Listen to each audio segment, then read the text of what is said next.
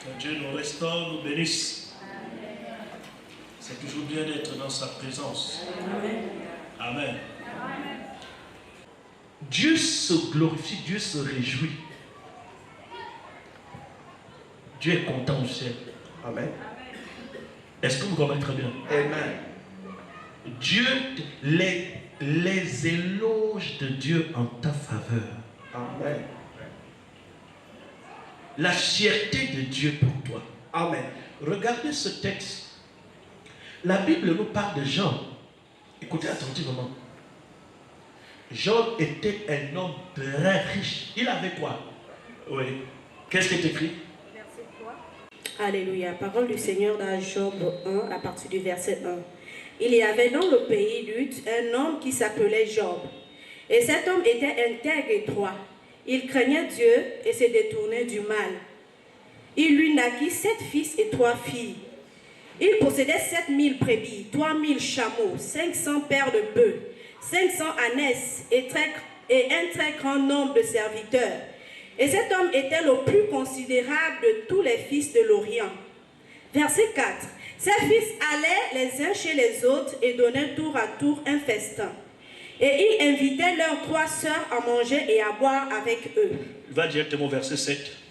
Verset 7. L'Éternel dit à Satan, « D'où viens-tu » Et Satan répondit à l'Éternel, « De parcourir la terre et de m'y promener. » Verset 8. L'Éternel dit à Satan, « As-tu remarqué mon serviteur Job? Il n'y a personne comme lui sur la terre. C'est un homme intègre et droit, craignant Dieu et se détournant du mal. » Et Satan répondit à l'Éternel, « Est-ce d'une manière désintéressée que Job craint Dieu? Ne l'as-tu pas protégé, lui, sa maison et tout ce qui est à lui? Tu as béni l'œuvre de ses mains et ses troupeaux couvrent le pays. » Verset 11. « Mais étends ta main, touche à tout ce qui lui appartient et je suis sûr qu'il te maudit en face. » L'Éternel dit à Satan, « Voici, tout ce qui lui appartient, je te le livre, seulement ne porte pas la main sur lui. » Et Satan se retira de devant la face de l'Éternel. Amen. Amen. Soyez tous bénis. Amen. Les jeudis, nous les réservons pour les gens qui dirigent la prière. Nous les réservons à la prière des messages que nous recevons pour que ces messages impactent les vies. J'aimerais que nous puissions nous connecter avec la parole telle qu'elle est. Je vais te dire que lorsque tu sers Dieu, il faut que tu sois content de ce que tu sers Dieu. Amen. Je veux que les messages que je vous apporte, vous compreniez que c'est Dieu qui vous parle. Amen. Dieu guérit. Le Seigneur guérit, le Seigneur opère des miracles. Mais il ne change pas. Sa parole est vraie. Il faut qu'il y ait une relation entre vous et Dieu. Si le Saint-Esprit n'agit pas et n'opère pas dans votre vie, vous ne connaîtrez jamais le Père. C'est le Saint-Esprit qui nous permet d'être en connexion avec le Père. Amen. Je vous ai parlé il y a 2 dimanches que ce qui doit motiver notre foi, ce n'est pas notre espérance, c'est notre foi. Amen. Ce qui doit motiver notre croyance, ce n'est pas notre espérance, c'est notre foi. Amen. En quelque sorte, je suis là parce que je crois. Si vous croyez, la gloire de Dieu descend sur vous. Amen. Si vous croyez, vous connaîtrez bien le Père. Amen. Donc, protégez votre cœur. Amen. Travaillez de manière à ce que le Saint-Esprit continue à se manifester. Amen. Débarrassez-vous de tout. Cherchez à avoir une relation permanente avec le Saint-Esprit. Amen. Je dis à toutes les personnes qui sont là, qui n'ont rien, qui n'ont pas de maison, qui n'ont pas d'argent, ce n'est pas un souci. Alléluia. Votre souci doit d'abord être votre relation avec Dieu. Amen. Dieu ne s'inquiète pas ou ne se soucie pas que vous n'ayez pas des biens. C'est vous le plus important. Alléluia. Voyez-vous, comme je parle souvent aux gens, j'exhorte les gens, le message de prospérité, je dois être riche, comme mon Dieu est riche, je dois être riche, mon Dieu a l'argent, l'argent appartient à mon Dieu, je dois être aussi avoir l'argent. Ce n'est pas ça le christianisme. Ce ne sont pas des termes comme ça. Le christianisme, c'est que Dieu est avec toi. Amen. Merci. Même si Dieu décide de m'ouvrir les écus des cieux pour me donner l'argent, écoutez-moi bien. Ce que Dieu va te donner va correspondre à ton appel sur la terre. Alléluia. Merci Seigneur. L'argent que Dieu va te donner correspondra à ta mission sur terre. Gloire à Dieu. Et nous n'avons pas tous les mêmes missions sur terre. Amen. Donc, ne cherchez pas à dire que je veux être milliardaire. N'allez pas à la poursuite de l'argent. Sinon, vous allez vous créer des problèmes. Établissez une relation avec Dieu. En réalité, si Dieu vous a béni, la faveur va marcher avec vous. Amen. Ne vous souciez pas. Si vous croyez que vous êtes béni, la faveur est de votre côté. Et je dis à quelqu'un, la faveur est de ton côté. Dis, la faveur est de mon côté. La faveur est de mon côté. Dis ça très fort, la faveur est de mon côté. La faveur est de mon côté. Ah, que Dieu vous bénisse. Amen. Confessez ces paroles. Redis ça, la faveur est de mon côté. La faveur est de mon côté. Je prie que vous ne soyez pas séduits, parce que quand vous êtes à la recherche de l'argent, quand vous voulez coûte que coûte réussir, vous allez vous faire du mal. Vérité. Vous comprenez très bien. Amen. Je ne suis pas en train de dire là que vous devez souffrir. Non. Je suis là en train de vous dire que l'Éternel est ton berger et je ne manquerai de rien. L'Éternel est d'abord mon berger. Alléluia. Et il y a une relation entre le berger et la brebis. Amen. Et dès l'instant que j'accepte d'être la brebis de l'Éternel, mon Dieu, je suis très sûr que je ne manquerai de rien. Amen. Je ne manquerai de rien, pas parce que je vais chercher à la posséder. Je ne manquerai de rien parce que l'Éternel est mon berger. Amen. C'est ça la vraie prospérité. La vraie prospérité, c'est de demeurer sous le parapluie de la grâce de Dieu. Est-ce que tu comprends bien? Donc là où je te vois, tu es béni. Même si tu n'as pas beaucoup d'argent dans ta poche, je dis tu es béni. C'est ça la bénédiction. Vous devez accepter la position dont Dieu vous donne. Yes. Dis j'accepte ma position. J'accepte ma position. La position que Dieu me donne, j'accepte. La position que Dieu me donne, j'accepte. Il faut que vous le croyez, parce que si vous ne l'acceptez pas, vous n'irez jamais loin. Vérité. Passez le temps à prier. Amen. Et vous allez comprendre. Vous savez, il y a les messages qu'on nous donne ici. Si vous ne priez pas, la parole est esprit. Yes. Et si vous n'êtes pas un homme et une femme de prière, vous n'allez pas saisir lorsque les choses spirituelles sont libérées. Vérité. Vous comprenez très bien. Yes. Il y a des messages, tu ne comprends rien.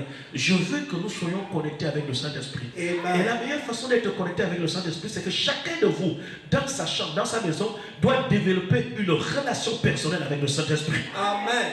Tu dois parler avec Dieu, tu dois implorer la grâce de Dieu. Amen. Tu dois prier dans ta chambre, tu dois prier jusqu'à ce que ton cœur tremble. Amen. Ah oui, prie de manière à ce que tu ressens que quelque chose se passe. Vous savez, toutes les prières ne sont pas là pour demander à ce que Dieu puisse me donner quelque chose. Il y a des prières que je fais pour que je puisse sentir quelque chose entre mon Dieu et moi. Amen. Est-ce que vous comprenez? Amen. Toutes les prières que je dois faire ne sont pas là, Seigneur, donne-moi, donne-moi. Non, non, non. Il y a des prières, Seigneur, je veux te connaître. Il y a 3 ou 4 jours, j'étais en train de prier. J'ai commencé à prier en langue. Et tout à coup, il y a une phrase qui est sortie, comme si j'interprétais ce que moi-même je disais en langue. Et j'ai dit ça pendant 1h30. Car ta miséricorde durera toujours. Amen. Car ta miséricorde durera toujours. Amen. Dans ma vie, ta miséricorde durera toujours. Dans tout ce que je fais, ta miséricorde durera toujours. J'ai dit ça pendant 1h45. Car ta miséricorde durera toujours. Et j'ai senti la présence de Dieu couler dans ma vie. Amen. Donc la prière n'a pas seulement le seul but d'aller dire Seigneur, j'en ai besoin de telle ou telle chose. La prière aussi, c'est arranger ma connexion avec mon Dieu. Amen. C'est cela, non? Yes. Si vous vous limitez seulement, Seigneur, donne-moi, donne-moi, donne-moi, donne-moi, donne-moi. Ça, ce n'est plus de la prière constamment. Et votre Père sait que vous en avez besoin. Quelle est la dimension, le niveau de ta relation avec Dieu? La relation avec Dieu se développe dans la maison, pas à l'église. Vérité. La relation avec Dieu se développe dans ta chambre. Yes. La relation avec Dieu se développe lorsque tu es seul. Avoir ton intimité avec le Saint-Esprit. Amen. Répands ton âme devant la présence de Dieu. Amen. Vous savez, quelqu'un qui prie beaucoup devient très spirituel dans sa façon d'être. Et les choses charnelles, lorsque ces choses viennent pour l'attaquer, elle ne ressent pas le poids de ces choses. Amen. Parce que sa vie est immergée par la présence de Dieu. Yes. Lève la main et dis Amen. Amen. Que Dieu vous bénisse. Amen. Vous savez, le texte que vous venez de lire là, c'est un texte que je lisais avec le message, je vais prêcher ça dimanche. J'ai dit, Seigneur, je vais prêcher ça dimanche. Tu viens à peine de me donner le message, parce que le message, Dieu me le donne pendant que je prie. Tu m'as donné à peine le message la nuit. J'attends que beaucoup de gens soient là. Le Seigneur me dit, non, non, non. C'est pas comme ça que ça marche. Amen. Yes. Amen. Amen. Merci, Je ne Seigneur. m'adresse pas à la foule, je m'adresse à un cœur. Amen. Oh, merci Seigneur. Yes. Si je te donne le message, si tu commences à faire des réserves, je ferme le ciel. Je te donne un message. Même si tu croises une personne sur la route, prêche-lui ce message. Amen. Parce que chaque âme a une valeur à mes yeux. Yes. Merci Jésus. Dis, j'ai une valeur aux yeux de l'Éternel. J'ai une valeur aux yeux de l'Éternel. Dis ça très fort, j'ai une valeur aux yeux de l'Éternel. J'ai une valeur aux yeux de l'Éternel. Alléluia. Amen. Voyez-vous, aujourd'hui, je veux parler d'un élément très important.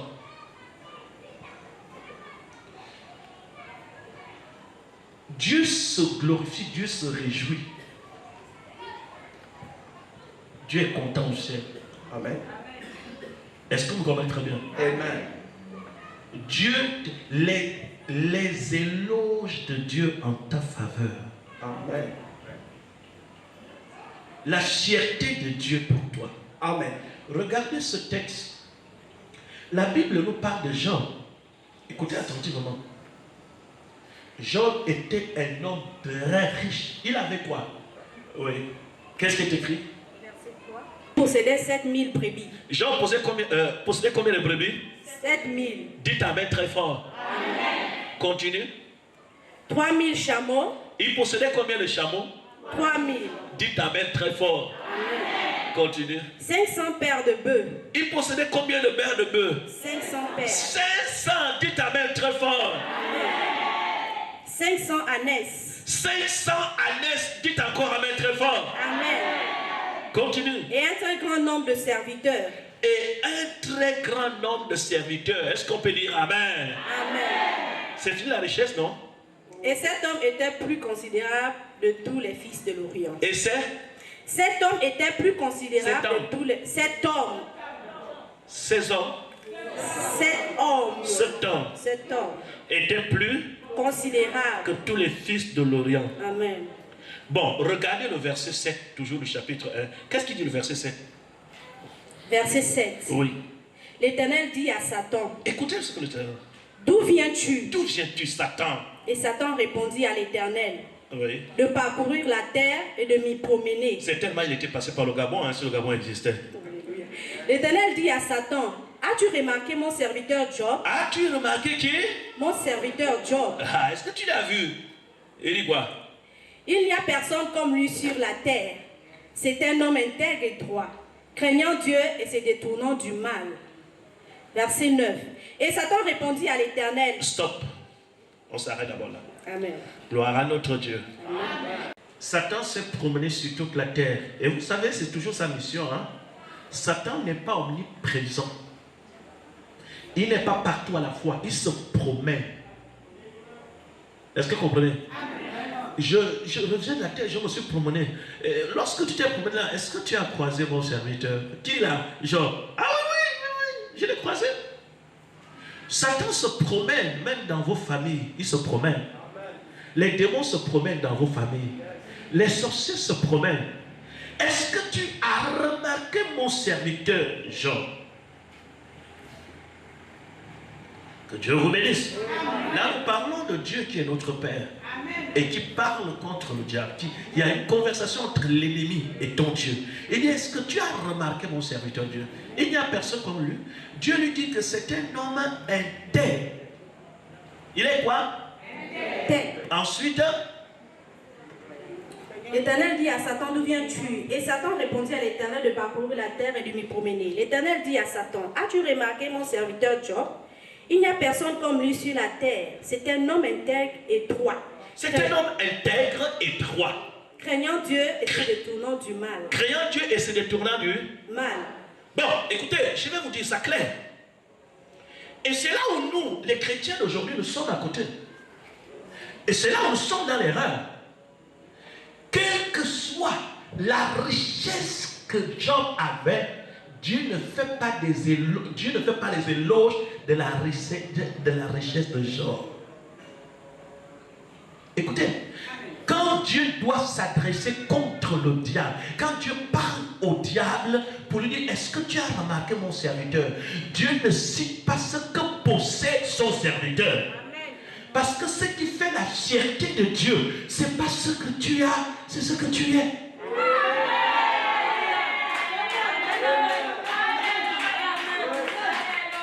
Et regardez comment le christianisme nous détourne aujourd'hui. Ce qui fait la vérité d'un chrétien aujourd'hui, c'est ce qu'il possède.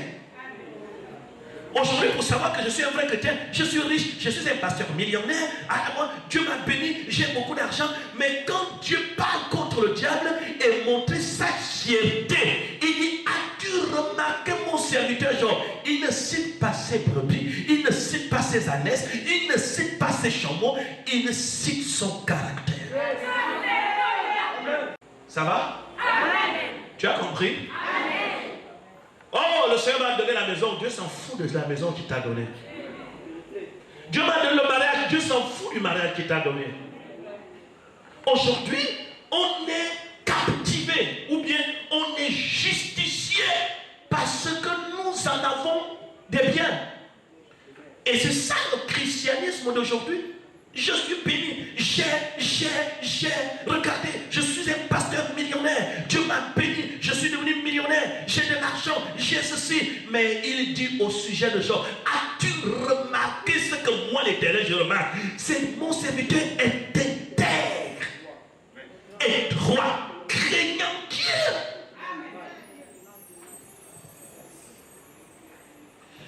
Si nous disons que notre Dieu est le même hier, aujourd'hui et pour toujours, est-ce que ce Dieu ne pourra pas dire la même chose à cette génération qui le sert aujourd'hui? Ce qui veut dire, est-ce que ça signifie, je vais vous poser la question, les chameaux que Job avait et les ânesses, qui l'avait béni? C'est Dieu. Qui le lui avait donné? L'argent, qui le lui avait donné? Mais pourquoi Dieu ne se glorifie pas et ne se réjouit pas de ce qu'il te donne? Pourquoi Dieu ne dit pas, as-tu remarqué mon serviteur de Dieu? Il a des chameaux, il a des voitures de luxe, il a des maisons, c'est un homme d'affaires, il a telle ou telle chose. Dieu ne fait pas la citation des choses qu'il a accordées à Job, parce que ces choses sont éphémères. Lorsque Dieu fait des éloges d'un homme, d'une femme, il se base sur son caractère. Et voilà pourquoi je vous dis, soyez fiers d'avoir une relation entre vous et votre Dieu. Car votre force, votre détermination, votre vraie personnalité, c'est votre identité devant Dieu. Est-ce que je dis que Dieu ne bénit pas? Dieu bénit, mais ce que Dieu te donne n'est rien. Je sais que Dieu te bénit, il t'a déjà béni. Il y a beaucoup de personnes qui nous regardent, qui sont là. Tu auras des voitures, tu auras des maisons, tu auras des terrains, tu auras beaucoup d'argent. Mais Dieu ne comptera jamais ces choses comme étant des choses qui réjouissent son cœur. C'est les choses de la terre. Donc, tout le temps que Job était sur la terre, Dieu voit que c'était un homme intègre. Comprenez très bien. C'est à cela que Dieu nous attend. Je vais vous épargner des douleurs inutiles. Il faut comprendre ce dont je suis en train de vous enseigner. Je vais vous épargner des choses inutiles. Battez-vous pour être, pas pour avoir. Battez-vous sur la terre pour être. Et lorsque vous êtes ce qu'il veut que vous soyez, ces choses vont pleuvoir sur vous. Mais aussi longtemps que ces choses pleuvront sur vous, il les considérera toujours comme de la boue. Il ne va jamais les considérer. C'est rien. Ça n'a aucune valeur. Ta plus belle villa qui impressionne les gens n'a aucune valeur. Ta plus belle voiture que tu as témoigné que Dieu m'a donné la voiture n'a aucune valeur. Ton plus beau mariage que tu dis que Dieu m'a donné mon mariage, selon Dieu, ça n'a aucune valeur. La valeur de Dieu, c'est toi. C'est toi. As-tu remarqué, mon serviteur? Vous savez. Amen. Amen. Est-ce que quelqu'un est dans la salle? Quelqu'un comprend, dit très fort Amen. Maintenant, je veux que vous compreniez quelque chose, avant que je dépose le micro. Il y a ce que Dieu remarque chez vous. Il y a ce que le diable remarque. Bon, la question que Dieu pose à Jean, as-tu remarqué mon serviteur, Jean? La question que Dieu pose à Satan, mais on est surpris de la réponse. Dieu demande si Satan a vu le caractère, a vu cet homme qui le craint, mais la réponse de Satan, c'est quoi? Mais tu l'as protégé. Lui, c'est bien ce qu'il a. C'est pas ça la question de Dieu. Dieu demande si tu as vu cet homme. Il est intègre plus que toi. Ce que tu n'as pas pu faire, lui, il l'a fait. Il me craint. Mais la réponse du diable, c'est que oui, tu lui as donné toutes ces choses. Voilà pourquoi il te craint. Vous comprenez? Ça devient l'espérance. Satan dit quoi? Il te craint parce que tu lui as donné toutes ces choses. Et c'est un peu vrai dans certains cas de certaines personnes sur la terre. Il craint Dieu parce qu'il a telle ou telle chose. Il vient à l'église parce qu'il a telle ou telle chose. Parce que Dieu lui a donné, il va à l'église. Parce que Dieu lui a donné, il rend témoignage. Parce que Dieu lui a donné. Mais Dieu lui dit non, tu te trompes. Il ne me craint pas parce que je lui ai donné. Il n'est pas intègre parce qu'il possède. Rien ne doit annuler notre intégrité et notre fidélité à Dieu. Que Dieu te bénisse. Voyez-vous, les deux analyses différentes. Le diable dit, ah oui, parce qu'il possède telle ou telle chose. Quand Dieu fait tes éloges, quand Dieu fait tes éloges, il ne citera jamais quelque chose qui est périssable. Quand Dieu fait tes éloges dans ta famille, et il peut regarder tous les démons de sirène, de malédiction, et dire, est-ce que vous connaissez ceci dans votre famille? Est-ce que tu remarques cet homme? C'est mon serviteur, c'est ma servante. Quand tu fais la fierté de Dieu, Dieu ne cite pas ce que tu possèdes. Je suis le bishop Sylvain Edson. Ce qui fait ma fierté, ce n'est pas mon ministère, c'est ma personne. Dieu peut nous bénir, nous donner un grand temps, nous donner des voitures. Dieu peut nous donner tout ce qu'il pourra nous donner. Mais ce qui fait la fierté d'un homme de Dieu, d'une femme de Dieu, c'est sa relation, c'est ce qu'il représente, c'est son statut individuel devant la face de l'Éternel. Et aujourd'hui, nous pensions que n'est béni que celui qui a beaucoup d'argent. Est maudit celui qui n'a pas d'argent. C'est cette philosophie que le diable injecte dans l'église comme au temps de Job. Lorsque Dieu demande, as-tu remarqué mon serviteur Job? Lui il dit quoi? Oui, j'ai remarqué, mais tu l'as protégé. Et si vous regardez très bien, Dieu lui dit dans le verset 7 que il est intègre. Il craint Dieu. Mais Satan n'a pas vu l'intégrité de Job. Ou il a pensé que l'intégrité de Job repose sur les conséquences de la bénédiction que Dieu lui a accordée. Et alors, Satan s'est trompé. Il dit, va maintenant. Dieu connaissait Job. Et Dieu savait très bien que Job le sert en esprit et en vérité. Mais je vais te poser la question, est-ce que Dieu te connaît? Tu me diras oui. Qui es-tu devant Dieu? Va, touche tout cela. Et vous connaissez la suite. Les malheurs ont commencé à frapper Job. Je ne souhaite plus que les malheurs nous frappent. Les malheurs ne nous frapperont plus. Jésus a payé le prix. Je crois aujourd'hui que Dieu n'a plus besoin de nous éprouver par des malheurs. Mais je crois aujourd'hui que Dieu a besoin de nous éprouver par le feu, par la croix. Notre épreuve n'est plus sur la maladie, sur les morts. Non, non, non, non, non. Notre épreuve est sur la croix. Et tout ce que le diable a fait, Job a toujours montré, son intégrité ne dépendait pas de ce qu'il possédait. Quel était le secret de Job? Job a toujours été intègre avant d'avoir eu des biens. C'est ça le secret de Job. Parce que quand vous lisez le chapitre 1, le verset 1, que dit le verset 1? Il était dans le pays d'Ud un homme qui s'appelait Job. Et cet homme était intègre et droit. Il craignait Dieu et se détournait du mal. Écoutez, cet homme était intègre et droit, il craignait Dieu et se détournait du mal. Peut-être cette attitude a certainement été la conséquence des biens qu'il a eus. L'intégrité était avant la prospérité. L'intégrité de Job existait avant sa prospérité. Je vous assure qu'il y a beaucoup de gens aujourd'hui qui sont dans la joie, qui viennent beaucoup à l'église parce que Dieu lui a béni un peu, donné un peu d'argent, beaucoup de moyens. Dès que l'entreprise s'écroule, pourquoi tu m'as fait ça? Dès qu'un petit vent, c'est ce que nous avons parlé dimanche dernier, n'est-ce pas? Il y en a ceux qui sont dans l'église à cause de l'espérance.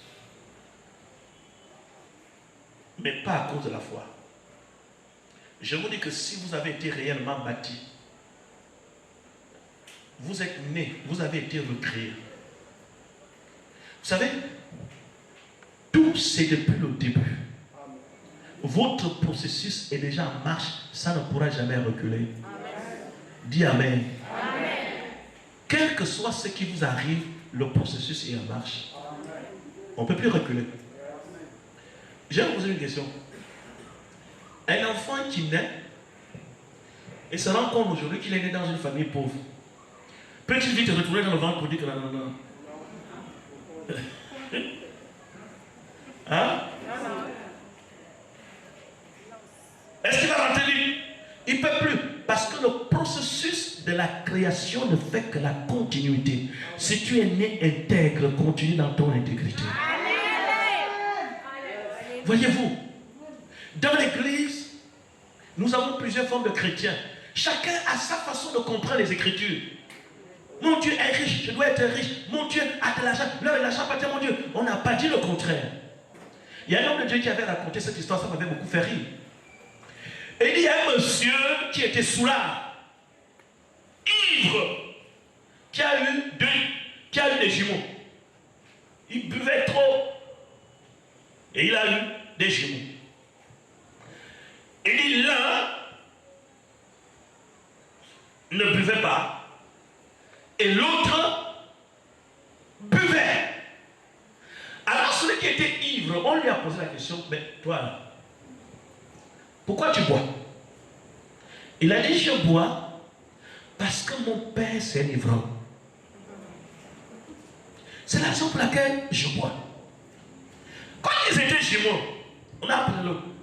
Mais toi, pourquoi tu ne bois pas? Il dit, je ne bois pas parce que j'ai eu un père ivrogne. C'est la raison pour laquelle j'ai décidé de ne pas boire. Est-ce que vous voyez que un même père, mais la compréhension des situations est différente? L'un dit, je bois parce que celui qui m'a mis au monde, c'était un ivrogne. L'autre dit, je ne bois pas parce que celui qui m'a mis dans le monde était un ivrogne et je ne veux pas être un ivrogne. C'est comme ça dans le christianisme. Cette Bible-là se renverse, chacun le comprend en son compte.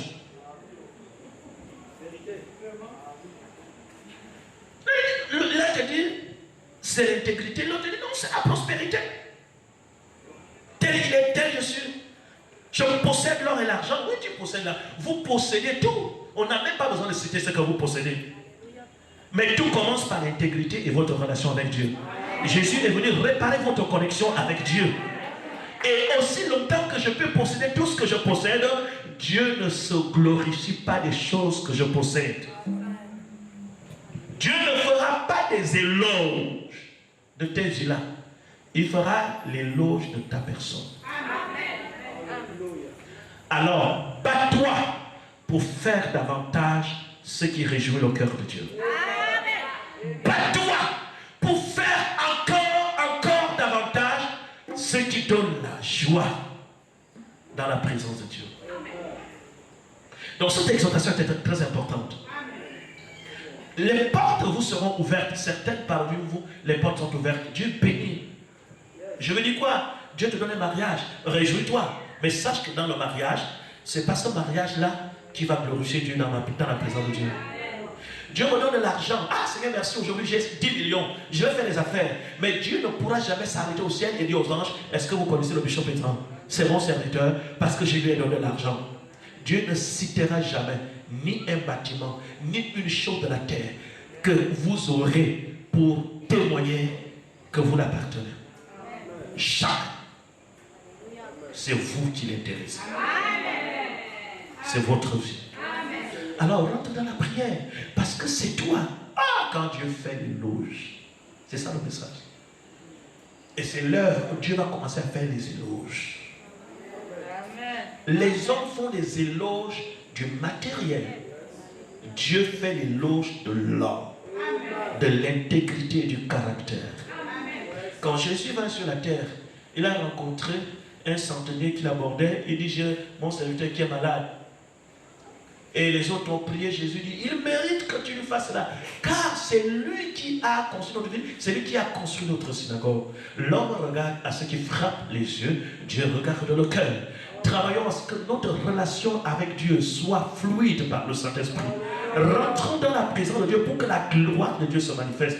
La prospérité ne sera pas écartée. Dieu te bénira, tu es même déjà béni. Ta vie est bénie. L'argent pourra venir avec toi. Les portes seront ouvertes. Mais ces choses-là, ce n'est pas ça là qui va glorifier Dieu. C'est toi qui glorifie Dieu. C'est ton caractère, c'est ta nature qui fait en sorte que le ciel soit dans la joie. C'est une âme qui est sauvée qui fait en sorte que le ciel soit dans la joie. Alors bats-toi à partir d'aujourd'hui à ce que ta relation soit encore beaucoup plus fluide, que le Saint-Esprit soit encore en mouvement. Tu as plus de la valeur que les choses que tu possèdes. Est-ce que quelqu'un a été béni? Acclame très fort le Seigneur notre Dieu.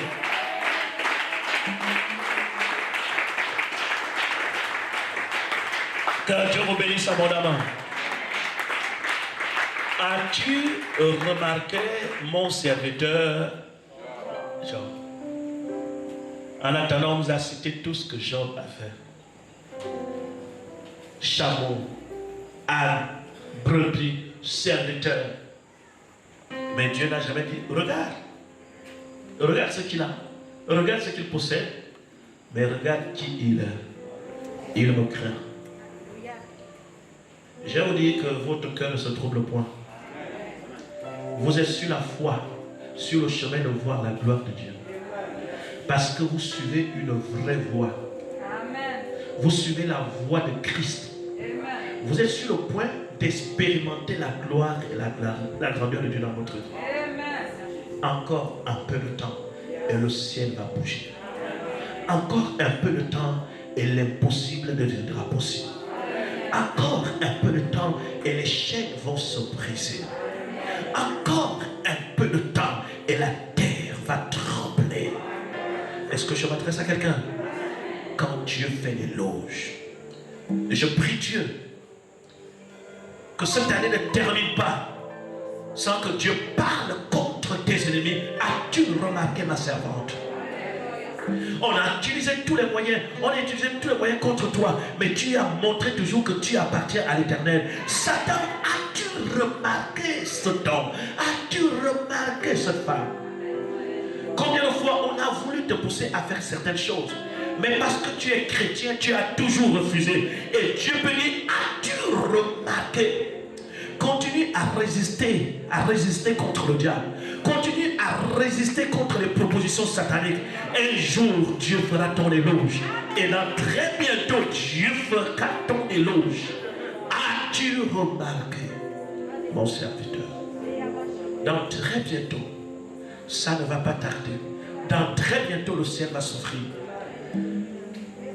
Ce ne sont pas tes mains qui vont essuyer tes larmes, mais c'est la main de l'Éternel qui va essuyer tes larmes.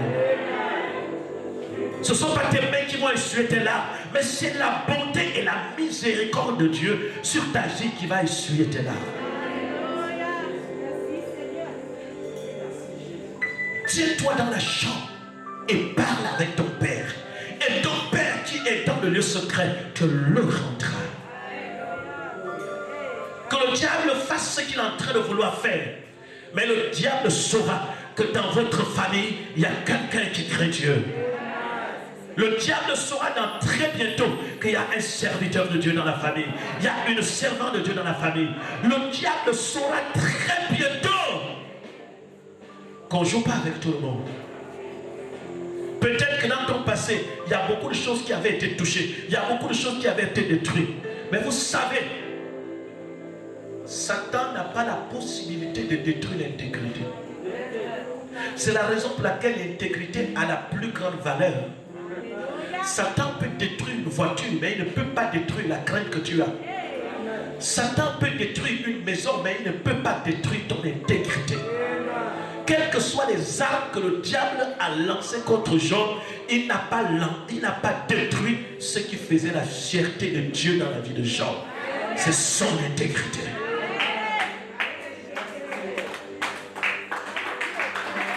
Il peut détruire ta voiture. Satan a eu tout le temps de me déranger avec ma voiture, me mettre toutes les voitures en panne. Parfois, je pars déposer les enfants à l'école en taxi parce que les deux voitures sont en panne. Mais je dis, Satan, tu ne peux pas détruire mon intégrité.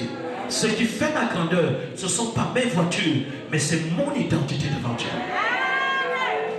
As-tu remarqué mon serviteur? Frère, reste inébranlable. Que la crainte de Dieu continue à t'accompagner. Je le sais. Les brebis sont à toi. Les ânesses sont à toi. Le ciel est ouvert. Un nouveau champ. La faveur arrivera. L'argent peut t'accompagner dans tout ce que tu fais. Ton entreprise sera bénie. Ton commerce sera béni. Et c'est tellement déjà béni pendant que je parle. Mais c'est parce que Dieu regarde. As-tu remarqué mon serviteur? C'est toi qui fera l'éloge de l'Éternel. Alors tiens-toi. L'heure a sonné.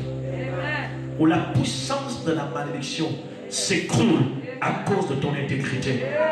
L'heure a sonné où la puissance de la stérilité s'écroule à cause de ton intégrité. Que Dieu bénisse ta vie, ta famille et tout ce qui t'appartient. Au nom de Jésus-Christ, je veux que quelqu'un donne un amen très fort.